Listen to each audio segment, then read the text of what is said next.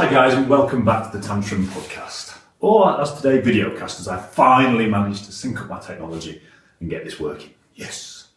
Okay, so we're going to talk about today something we promised we'd talk about on the last podcast, where we was talking about momentum and the idea that it's very difficult to keep the momentum going with kitesurfing simply because the wind builds in breaks. It'll be windy for a day, it's not windy for a day, it's not windy for a week, it's not windy for however long. So it's difficult to keep that momentum up.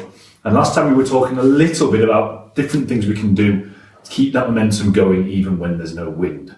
Today what I want to talk about is why actually this lack of momentum can be a very good thing, or is a very good thing for our kitesurfing. And it's something that really no one ever pays any attention to at the moment in our culture. And that's one simple word: recovery.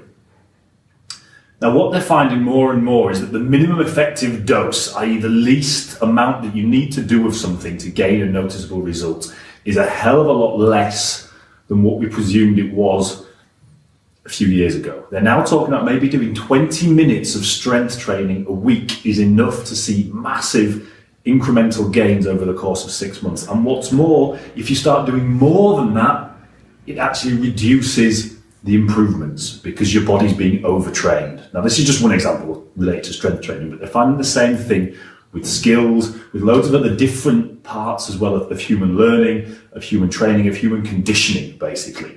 So what does this mean for us? Well, it means that maybe getting out on the water once a week is enough to see vast improvements.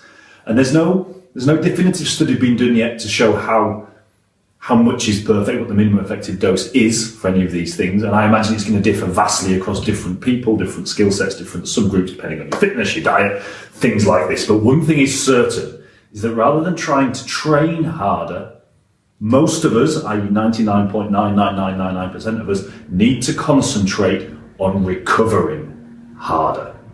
We need to give our bodies time to take in the new information, to take in the new muscle growth, to take in the new brain growth, the new neurons that have formed, the new myelin that's been laid down, and let it do its job, let it actually get locked in and effective inside your body. And they're saying, as I say, they're not sure yet whether that takes a week, whether it takes a month, whether it takes a day. The actual time period is different for different things and is still a little bit of a grey area. But it's this recovery period that is essential. And this is why kitesurfing is so good, because it builds that recovery in. There's wind, then there's no wind. That's your recovery period. And during that time, you need to be recovering like crazy. Now, what do I mean by recovery? Well, it's really, really simple. Sleep, diet. We're going to start talking much more about those two things in the future, so I'm not going to delve into them too much. But the healthier you can eat, the more you can sleep, the better you can treat your body and your brain in those periods of recovery, the better off you're going to be. So there you go. Next time you're sitting around moaning about there being a lack of wind, concentrate on the fact instead that you're recovering your body, you're building up those systems so that the next time you get on the water, whack, you can hammer it. Okay? Speak to you soon, guys. Goodbye.